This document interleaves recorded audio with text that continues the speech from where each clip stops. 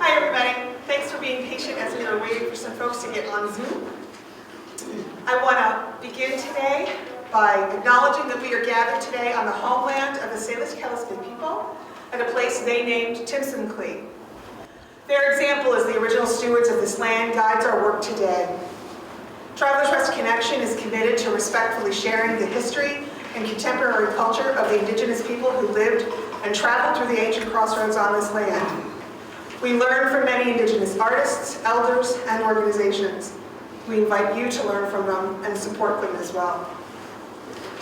I want to say a quick thanks to everybody that makes these programs possible, our members of Travelers Rest Connection, MCAT, Missoula's community media resource, who provided a media assistance grant to record Saturday storytelling each week this winter. Thanks also to Jackson Contractor Group, a trailblazer sponsor of the Connection in 2023. Gratitude to everyone who brought treats today, and to Hunter Bay Coffee Roasters for their donation of coffee.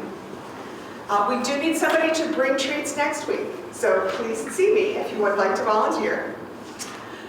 Speaking of next week, I wanted to announce that our originally scheduled presenter, Ellie Nuno, is unable to join us. Fortunately, Dr. James Wall, the oral historian for the National Museum of Forest Service History, will be here instead.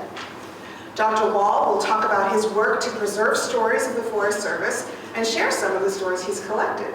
And I think maybe collected from some of the people in this room today. For our folks on Zoom, if you have questions for our speaker, please type them in the chat box on Zoom. It is helpful if you keep yourself muted and your video off during the presentation to preserve everyone's bandwidth. Galen is here monitoring the chat for questions and for any technical difficulties that you might have. And now I'm pleased to introduce today's speaker.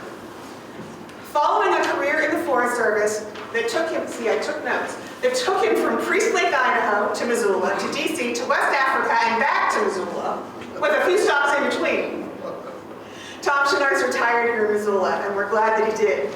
He's a longtime volunteer at Travelers Rest State Park.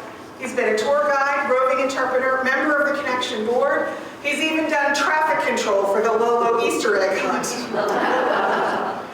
Tom was instrumental in establishing the Richie Doyle Resource Room and has donated many of his artworks to auction in support of programs. We are thrilled to now have one of his works on display in the Visitor Center, and so glad he's here today to tell us about its creation. Tom Schenarts.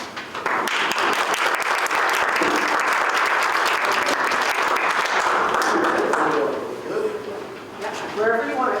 Okay, everybody hear me? Yes. Okay. If you can't hear me, you can go to sleep.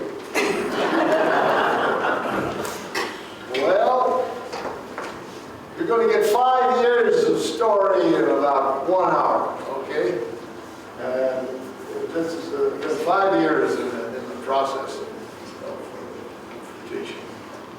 Now, first, let me tell you what this is all about. This is called dividing the corn. And the story is that, you know, way back when Jefferson wrote out all those long instructions about what the Corps was supposed to do, including looking for mastodons and other things in a route to the Pacific or water out to the Pacific, one of the things he said he wanted a good map.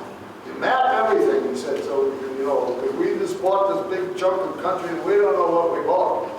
And so when the expedition started out, it turned to Clark did most of the maps, okay?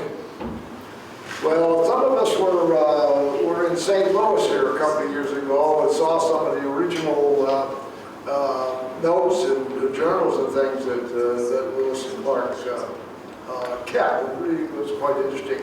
But the thing that amazed me was that they didn't just have a nice big journal and they would write down, you know, draw the map as they went. You know, sometimes they were just little pieces of paper, you know, big as this maybe, sometimes larger. And so by the time they got to Fort Clatsop on the coast, he had this pile of papers, you know, and he spent the winter putting them all together to make one big map. And what's amazing about that is that, you'll see up here, there's a hand compass laying down at the bottom there. This is just a hand compass. And so Clark, he was in the boat, he would take that hand compass and he would, he'd get it set up and he'd say, yeah, go to the south, southeast, so, and he'd estimate the distance. He would guess at the distance, okay? And the whole way across, from St. Louis all the way to the ocean, he was only off 40 miles. That's amazing. Amazing with a hand compass. So, you know, when they got looking at what they already have, there were some areas, pretty good sized areas, that were blank. One was what we call the Yellowstone today. The Yellowstone, they really had to see what was up the Yellowstone. And the other one was, they got from the Indians, found out about the road to the Buffalo. And the road to the Buffalo, of course, you get out of the way here into Route 200, and you could drive today the road to the Buffalo. Well, they had to cover those two areas. The one on the road to the Buffalo was kind of tough because the native Indians here, they took Lewis and Clark and his 9 men, and they went across over by what is now Grand Creek to cross the river, okay? And they said, that's it, we're not going any further. This is Blackfoot country, and we're going south to visit relatives. You are on your own, you won't have any trouble following the road. And unfortunately, Lewis and Clark, Lewis, they never ran into the Blackfeet on that trip. Later on they did. So they lucked out. And here's Clark on the right over there. He's stuck with everybody else. You know, he's got Sacagawea, he's got the baby, he's got so all the other people that he's got to lead back up to up the Bitterroot, go get their cash, and then find their way back over into the Yellowstone. And when they were looking for a way to go for the Jefferson over into the Yellowstone, Clark said, well, that looks like a pretty good pass. And Sacagawea spoke up. She said, oh, no. She said, you don't want to go that way. She was never really a guide, but she knew some of this country. She said, let's go down a little further. She said, that's a better pass. And that's Bozeman Pass, where Interstate 90 goes through today. So that was the pass they used, and that was because of Sacagawea. But anyway, the story is, they got, when they were at Fort Clatsop, they saw these two big voids in the map. And so they decided that when they got back into Travelers Rest, right here, that they would split up. Well, you know, I'm talking about 34 people roughly, and not all of those were soldiers. And they're going into Blackfoot country. You know, I mean, this was a bold, dangerous decision. Because that could have been the end of the expedition, at least part of the expedition right there. But they decided to do that. And they got back here, and they did. And it was on the 3rd of July, 1806, they split here. And Jefferson, Lewis says, he said, boy, he gave a little speech. He said, this is really tough. We leave my good friend Lewis. He said, I don't know if we're ever going to meet again. You know, it was kind of one of those things that were goodbye type things that maybe this is the last time we'll see each other. Well, it turned out it wasn't, because they didn't run into the Blackfoot. But splitting the Corps was a really key thing. It's probably the most important thing that happened here at Travelers Rest. A lot more than a latrine. But the splitting of the Corps, the story of how that came to be now is that one day, a couple of directors back, was talking about they needed a place here where a gathering place. They needed a place where people could meet and gather, and so he came to me and he said, you got some ideas about this? And I said, well, think about it. So he and I talked over a course of weeks, and we started talking about splitting the Corps and some other ideas. And so one day I'm sitting out, I'm going to show you this here in a second. I'm sitting out in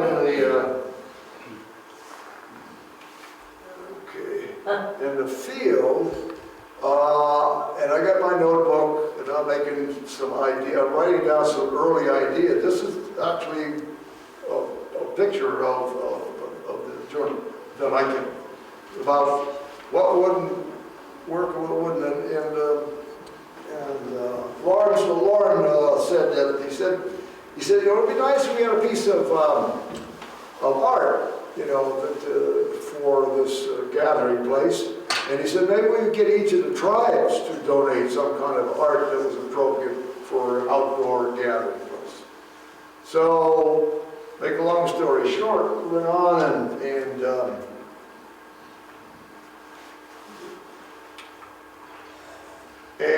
so I began to work on a sketch for a sculpture. I had done some sculpture work, a number of sculptures back in the 70s, and this is 2016, so it had been a while since I had done any. And so we started talking about this, kind of dramatize the splitting of the core. And so I said, okay, I'll start something. So I got a bunch of material, which we're going to look at here pretty soon. And then the first thing I did is I made some little miniatures just for an idea. Okay, those little ones down at the bottom are what they call gestures, armatures, and then the bigger one. This picture was taken at a parties meeting one time. Yeah, when we were first talking about this. So I started in earnest. So I have a nice shop to work in, and so I started to. That's where it starts from. You know, I bought these two armatures. These armatures are called half-life size. That's what this is. It's a little short of half-life size, but that's what they call them. You have to be short. And so I bought this stuff. I got the clay. I got all the things I needed. Each one of these was developed separately. Lewis and Clark were. I could turn them around so I could work on whatever side I wanted, okay? But that's what they look like when we started. Let's see here. Okay, well, you can't get clay to stick to those wires very well, so you have to take wire and wind it around the whole places in there. And, okay. All right, and then we started, one of the things that, there's a big void, you know, they have a styrofoam chest on those called armatures. Yeah, but there's a big void there, you know, all the intestines and everything are. And I'm thinking, gee, it's going to take a lot of clay. And the base is pretty good size, as you can see. And I thought, boy, that's going to take a lot of clay too. So I got to thinking, you know, maybe I'm cheap.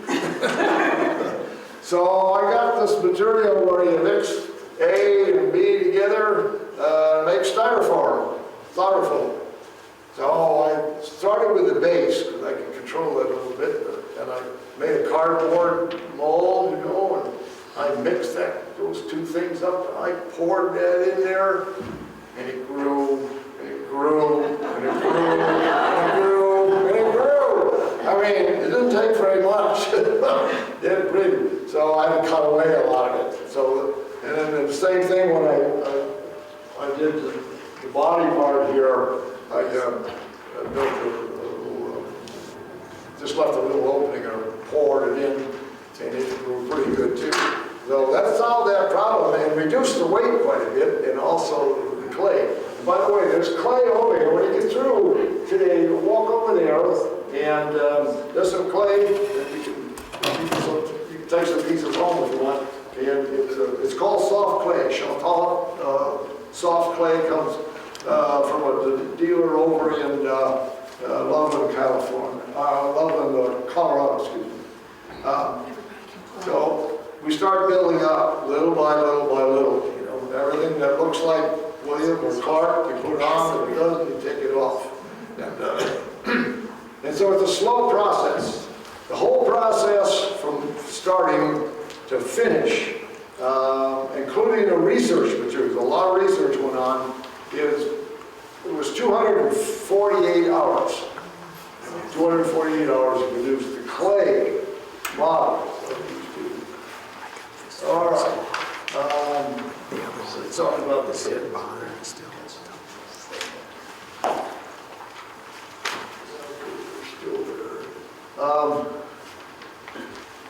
You can see it's divided in two, and then at the foundry, when they were cast separately, and then they welded the two together at the base. All right, we'll talk more about the foundry a little later. But you know, if you look at most of these sculptures of Lewis and Clark, and there's quite a few of them around the country, they're really depicted usually as big, robust guys, okay? Well-fed, you know, and tricorn hats and inappropriate clothing on a lot of them. You know, we have the advantage of the internet that they did not have. And so you can track this stuff down. I spent a lot of time doing research on clothing, research on how they tan the hides to make the clothing, and that got to be time consuming also. But it was fun. It was fun. I found out some very interesting things about the clothing. Let's see here. Now, you notice the skull, and this is the head. This is the head of Clark. Each one of these heads took a day to sculpt. I sculpted separately on a little block of wood, and I had the paintings of Lewis and Clark, which were several, and I used those paintings to guide me in developing what they probably look like. This is as close as I can come. So, one thing you notice about Lewis, he always has this long pointed nose. You can see that there. So there's a couple of days there. Then we start putting, let's see what we got here. Oh, well, see, there's where I worked from. There were some others also, paintings, but these paintings were done just like 2 years after they returned, okay? So they probably, facially, it wasn't much different than when they went on the expedition. All right. Now then.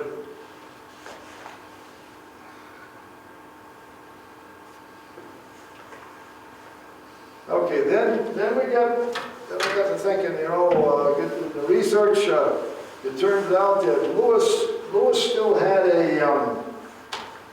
real shirt, not a leather shirt or a fur shirt. And there's one laying over there that you can pick up, and so it's got this fluffy stuff right here, you know, really fancy, nice and loose, big arm.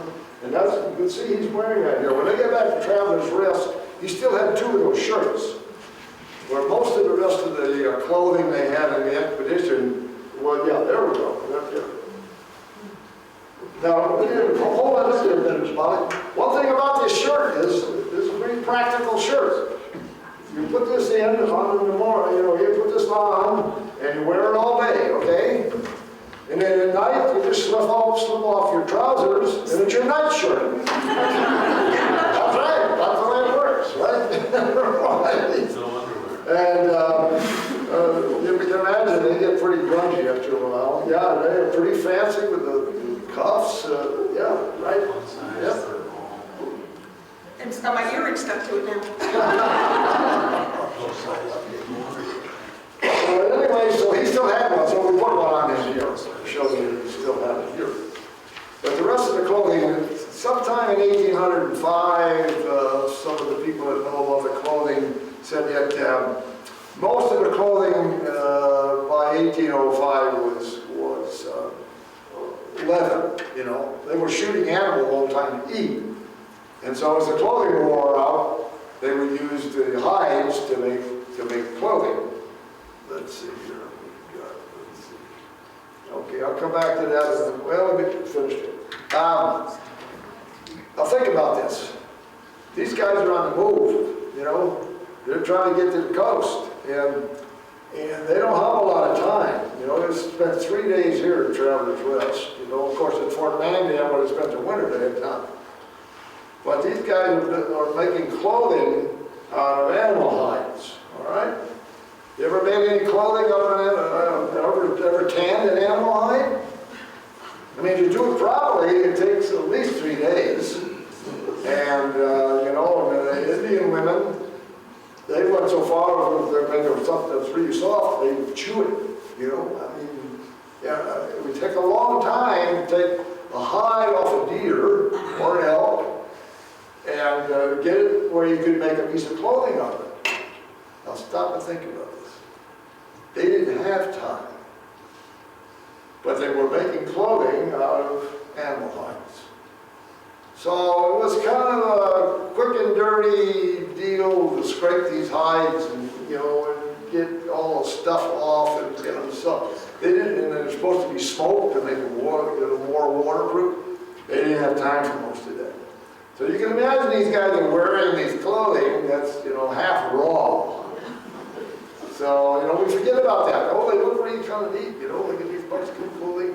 They probably didn't smell good, they probably didn't feel very good, they were not waterproof, they were heavy, especially when they were wet. So it gives you a little different picture of what they were actually physically wearing. But nevertheless, Melissa had two good shirts for me.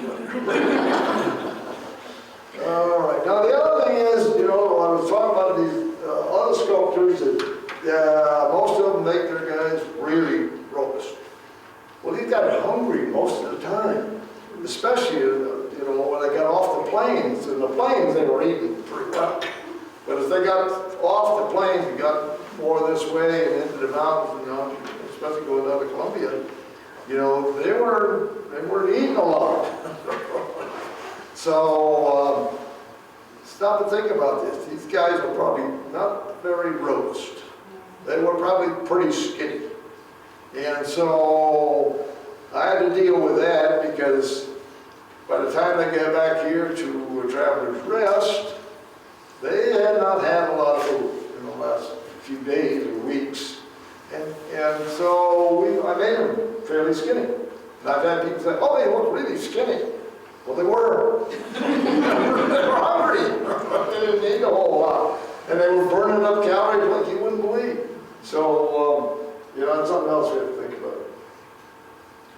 These guys, remember, all these guys they were young, you know, late teens, early 20s. Even the captains were in their mid-30s. So we often forget that. Let's see what's next. Well, there's the shirt we just talked about.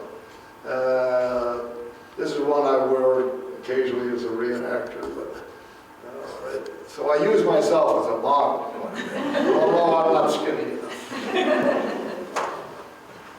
All right, now the other, see Clark over there on the right, he's wearing a different kind of shirt.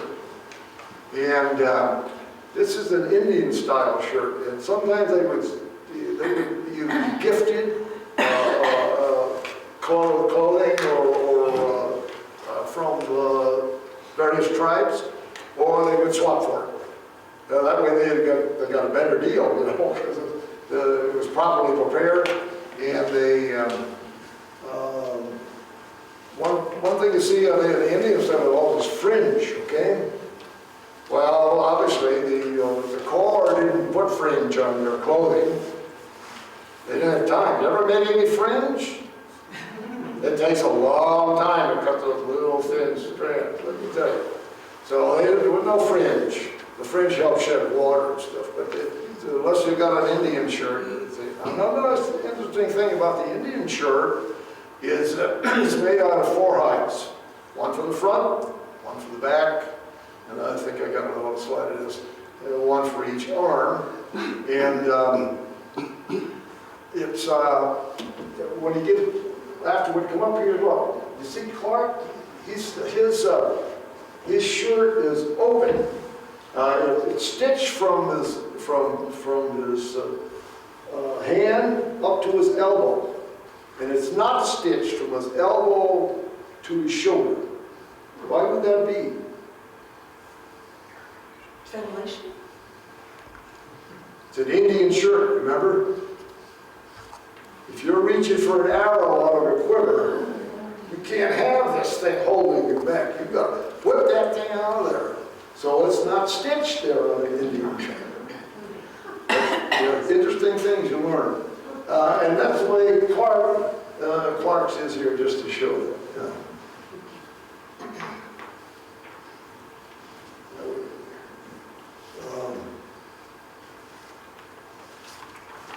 Oh, there it is. This is the shirt. It's four. Like I said, there's four. One for the front, one for the back, one for each arm. And I don't think if the Corps made these Indian-style shirts, I don't think they made very many of them, because I think most of the Indian-style shirts came from the various tribes. Okay, now the problem is I'm back to the sculpture here. I've got the skinny, bare, naked guy standing here, okay? And I got to dress him somehow. So I'm thinking, how do I do that? Well, this is an artificial hide. And it's made of clay. Took me a while to figure this out. Let's see. You know what that is? Anybody know what that is? Pasta maker, right? Yeah, okay. So, I went over and I bought a pasta maker. And I could take that soft clay, put it between two pieces of saran wrap. I could run it through there and make it any thickness I wanted. And that's how I made all the clothing, all the material for the clothing, for all the leather that was done. And so I had a whole lot of this stuff laying all over the place. I think maybe there's even a picture, I'm not sure now. Good. Yeah, right there. All these different kinds of hides, complements of the pasta maker. So if you come to our house to eat pasta, be careful, there might be some sticky stuff.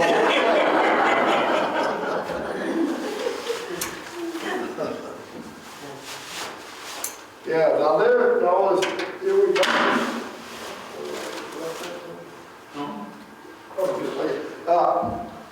You know, we talked about the 3 days to make a decent hide, a decent piece of leather, and they're using a leg bone or something too. And I can't imagine, except at the coast, and maybe even here, they only had 3 days here, and they had a lot of things that they were trying to hunt and get enough food to go through the mountains. So they probably didn't get much done here as hides. And so it was a tough business. Every time I think about those guys wearing those clothes, made out of partially tanned hides, I go, boy, must have smelled pretty bad. And you know, it must have really smelled pretty bad, because the tents they had, there were what, 4 or 5 people to it. Just small tents, sleeping heel to toe, heel to toe, heel to toe, you know. Woo! Tough guys, tough guys. All right, now we're back to the sculpture, but this is pretty much what we took to the foundry, except that you see he's a little too skinny. So it sat in my shop for 5 years. Okay, I'll tell you why in a minute. And so from time to time I go out and I look at that and I say, too skinny, add more, you know, or too fat, take some away. Okay. But it was a long time. I'm going to talk about one more thing before I talk about what happened, why it took 5 years. All right. one of the most interesting things I found in my research was when they were on the coast over at Fort Clatsop, that whenever it rained all except just a few days, the natives were wearing these hats. They were made out of bear grass and cedar bark, tightly woven. They would shed the water, okay? They're all good for sun, which there wasn't much there. But they would shed the water and pretty well protect your head and part of your shoulders, probably. Well, the Indians there had been trading with some of the ships that came in for a number of years before Lewis and Clark got there. And they noticed that the Indians had made some different shaped hats that the sailors wore. So these sailors had different kinds of hats, and so the Indians copied those hats, okay, and sold them to the, trade, or swapped them, or traded them back to the sailors. Well, it just so happens that Lewis and Clark actually traded for enough of these hats like these for all the members of the Corps, because it was raining all the time. And then they got to thinking that, I think it's the next one. No. Okay, let's go back here. They got to thinking, we're going to go back to St. Louis, and we're going to be out of fashion. This isn't right. We need something that's more fashionable if we're going to wind up in St. Louis. And all these people are going to greet us and everything. And so they went and they talked to a couple of these Indian women, and they said, "Would you make us some hats for just Lewis and Clark?" I'm not sure yet. And so they did. That's not done. This is one of the Indian hats. This is kind of kind of interesting. What does that look like at the top? A Russian. Bear grass. There it is, doesn't it? Look at here. And the hat's made out of bear grass, and it's made out of cedar bark. So I thought that was kind of interesting. But back in 1806, this was the fashion for a properly dressed man in St. Louis and the East Coast. So it's a tall top hat. Now, this is hard to conceive, but they asked these women to make them a hat, like a tall stovepipe hat that they could take and wear back to the East Coast. So that's what's on the statue, right here. I had trouble, when I had Lewis, I figured out what Clark was going to be holding, the maps and all that, and then I wanted to hit Lewis's hand, and he's, like on his shoulder, saying, "Okay, we're friends," and they gleam. But I didn't know what to do with his left hand and solve the problem. I put that on there, and people say, "What? That's the wrong hat." But it wasn't the wrong hat. When they were here at Traveler's Rest, they actually, Lewis and Clark had these top hats. And there would be a cord, I couldn't show it here, but there would be some kind of a cord underneath, so because, running through the woods and stuff with this top hat fluffy. That's really hard to even conceive, how you go hunting. But if you look in the journals, one of the journals that shows, forget whose it was, but anyway, it's a little drawing that shows a guy shooting a bear with top hats. Look at this. But anyway, the lady who did most of the research on this, and you can look this up on the Lewis and Clark site on the internet. And you'll find a woman by the name of Mary Malloy, who has written a number of books about on the West Coast, maritime subjects. And one of the things she wrote about were these hats. And it's very interesting to read that. I think there's a copy of here anyway. But so I was able to find out about this hat, and I was very proud of myself. But it was so different, you know, it's so different.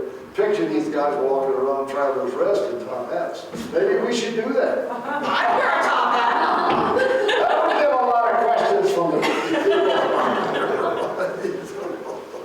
Well, we could do that, I guess. I don't know about the bear grass but anyway. So that's the story of the hat.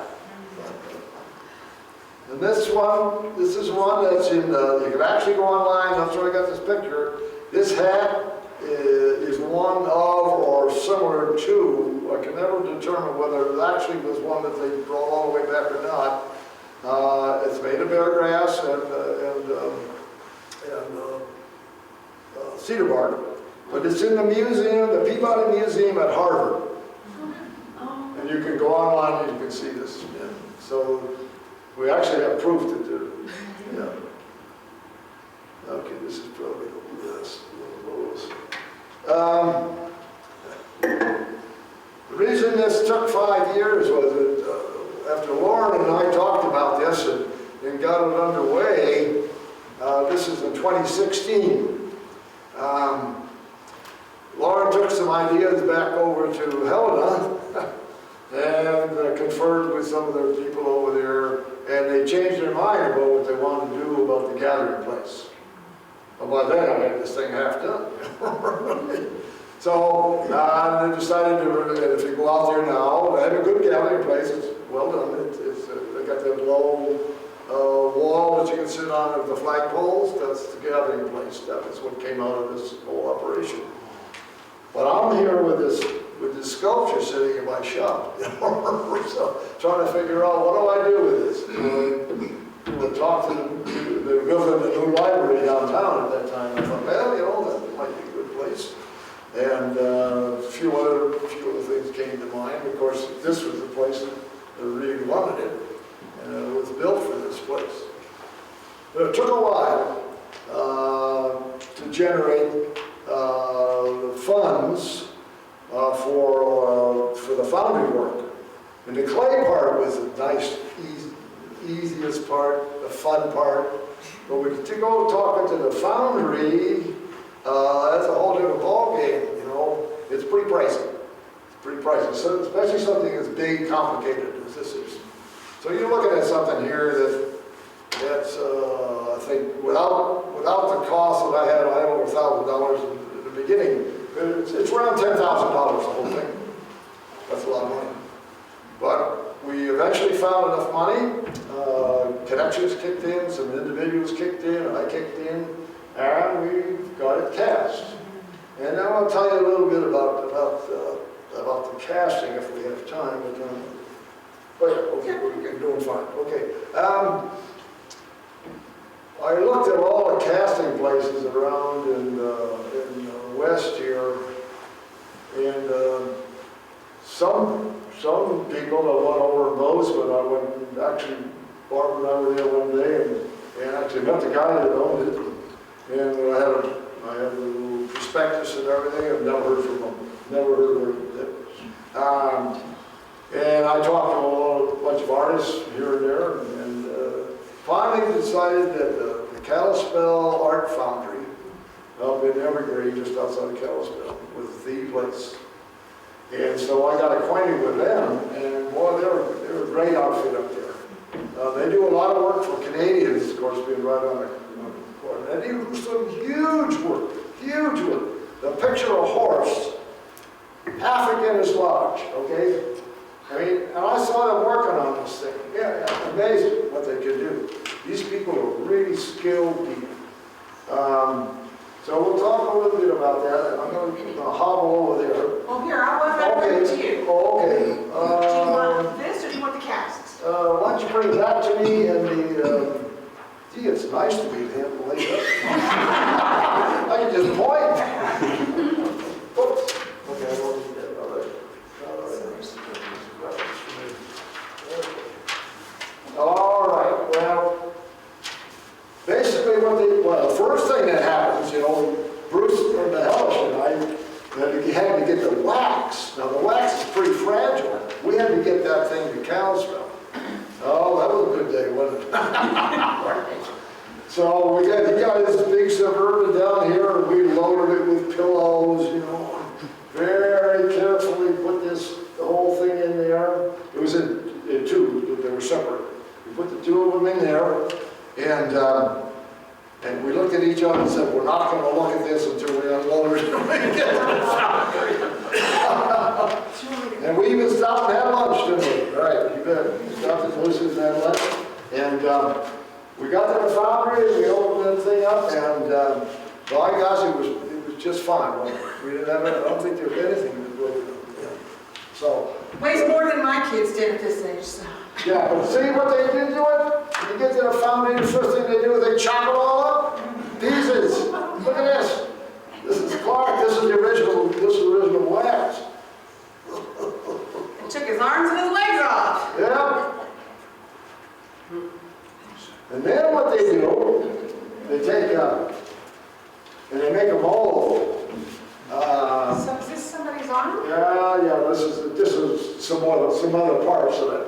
But they make a mold, a wax mold. That just lifts out of it, I think. Yeah. Yeah. They make a wax mold, and then they coat it with this ceramic material to give it some strength, And then there's a lot of little parts I'm skipping over because it gets complicated, but I'm going to give it a general gist of it. Okay, and so there's two sides to that. That's why you don't have to grab the other side. That's fine. And so it clips together. They have some clips that they clip it together. And then they fill that with wax, melted wax. Okay. Excuse me. Then they let it cool. They take it apart. And then you've got a duplicate of part of the sculpture. And then they have to take and go over it. They have some really skilled people. They call it chasing. Chasing is when they go over the whole thing and correct any little details or bubbles and stuff that are in it. And they've got some women that have worked up there chasing for over 20 years. Every day, every work day, for 20 years. They do a marvelous job. And so then you have you have a duplicate of what you have here, duplicate of the clay. All right? And then they put a slurry on it.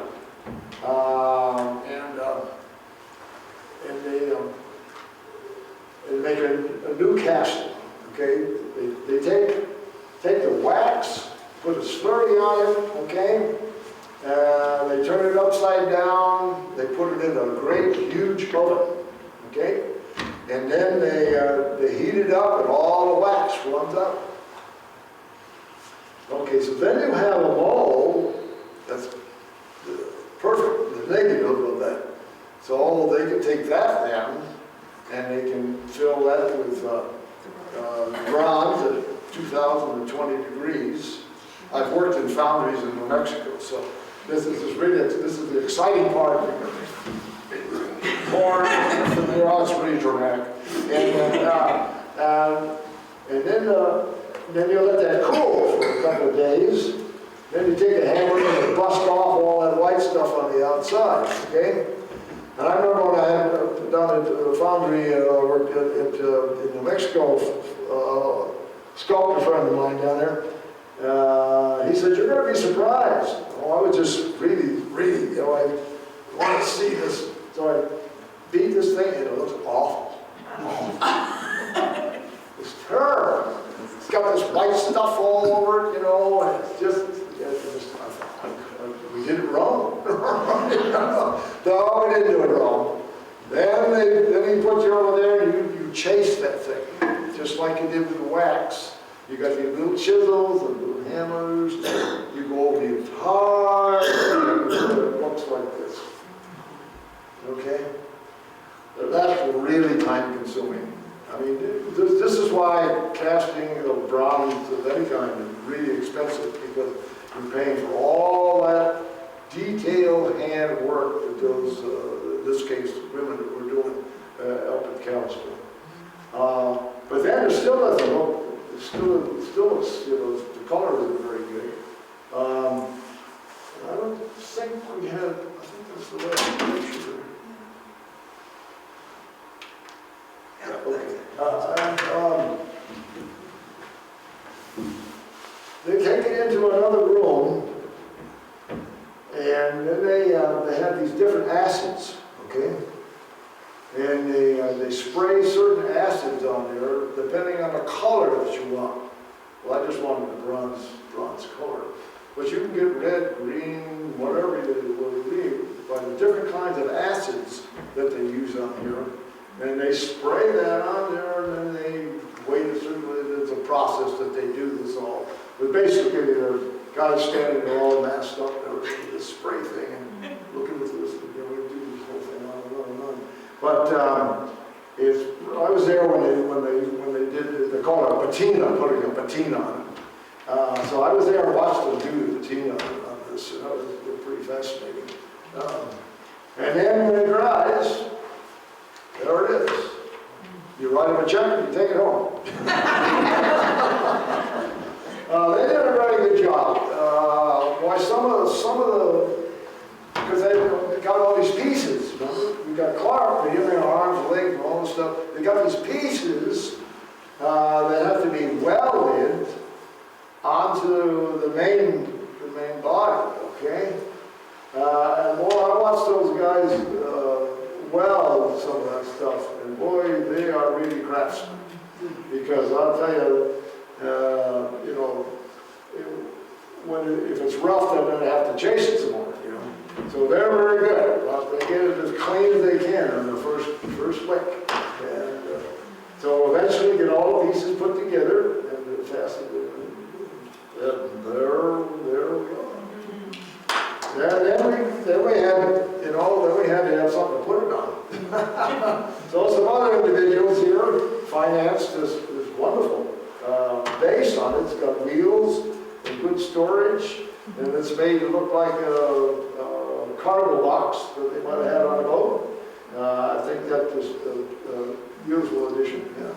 But anyway, that's how it got. That's how we produced it. There it is.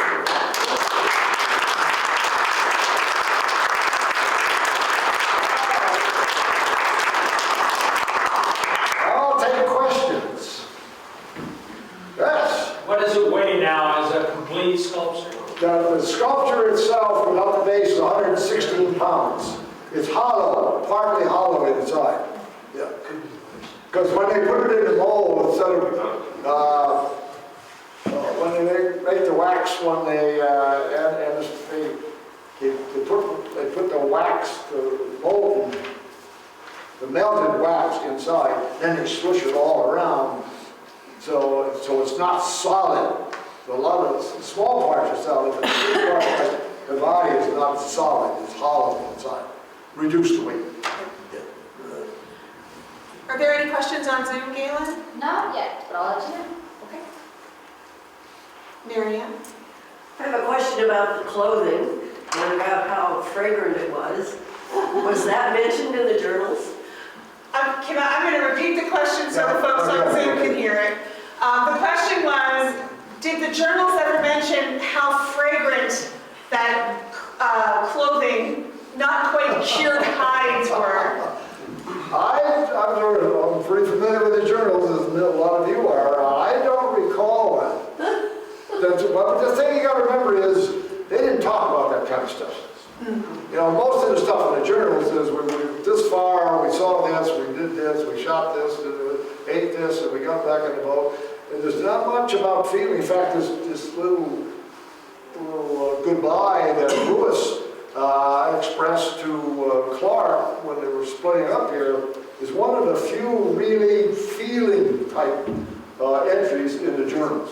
And it's too bad because, you know, you wonder what they were feeling under these different circumstances. When they didn't have anything to eat, when they were up what we call Sherman Peak now, you know, before they got onto Sherman Peak, they were out of food for days.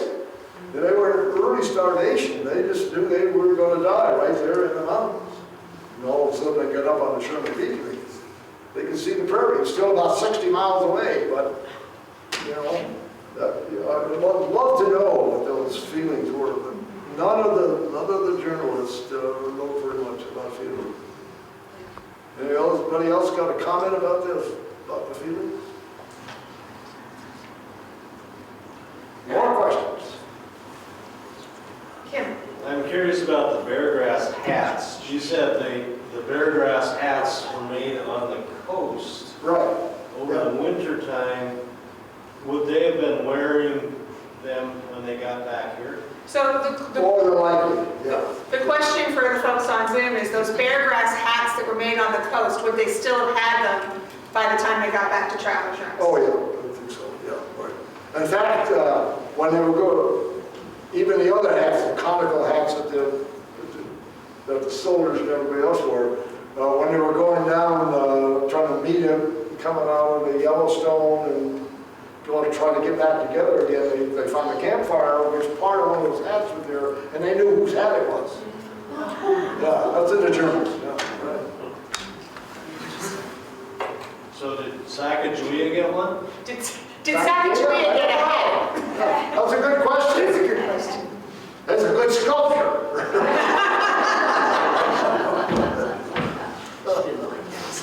Oh. Anything on? Now, everybody's prepared to go home and make one now, right?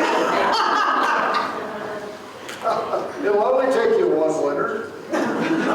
Especially this winter, you would have a lot of time. It's going to be a winter for a long time, isn't it? Well, you know, Tom, you were saying why it took so long, and yes, we had some bumps in the road in terms of planning, but there was also a pandemic in there, so. Oh, yeah, well, there was a lot of things, other things in there, yeah. But we are. that story was that the thing got changed and it sat there, and it was just a lot of, you know, Right. just ignored it for about 5 years. But we're so glad that it finally got done. It's Well, so yeah. such a great addition. I am personally really looking forward to seeing young people who are coming on field trips, taking a look at them and seeing, you know, the fact that they're so skinny. Like, I don't think a lot of young people, when they read about Lewis and Clark, have a thought about they were starving, right? They were working so hard. Or the idea of the top hat. You may be onto something. I think maybe we all need top hats to wear around here.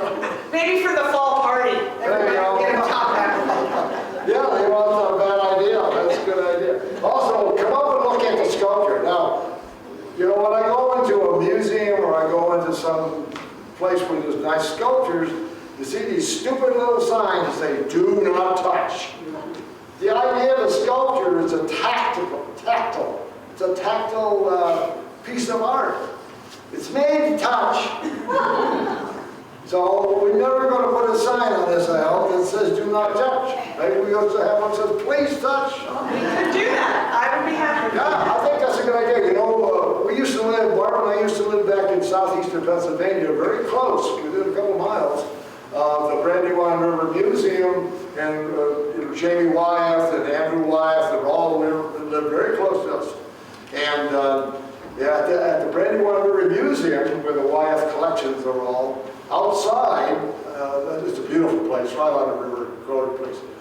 There, Jamie Wyeth, Andrew Wyeth's son, he painted one time a big painting of a pig. And it's a very famous painting. But anyway, he later did a sculpture of that pig. And it's sitting out there, you know, along the walkway outside. And there's no sign that says "Do not touch." And every kid and every person that goes in there rubs his nose. It's got the most beautiful nose. It's bright gold color, you know.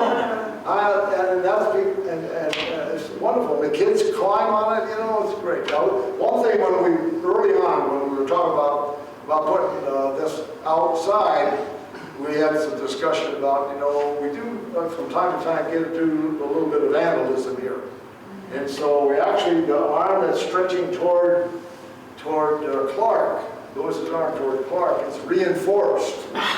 But we finally decided it wasn't worth the risk.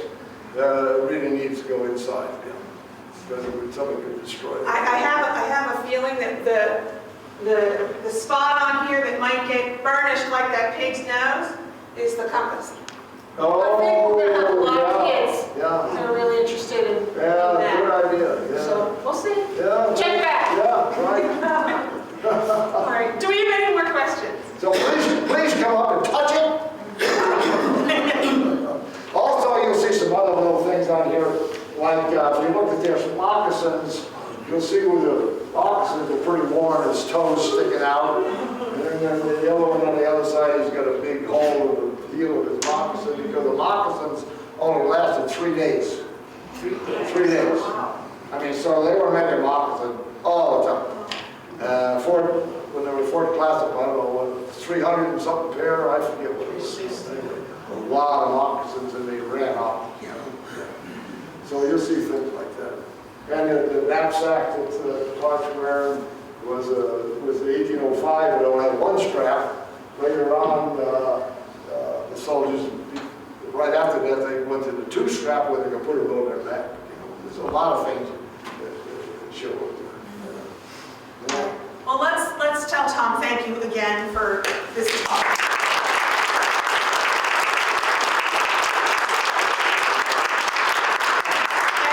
And we will be back here again next week. Next week is our last session with Dr. James Wall from the Museum of Forest Service History. But yeah, please come up and check out all these interesting things that Tom brought with him. Thank you, everybody. Good, thank you.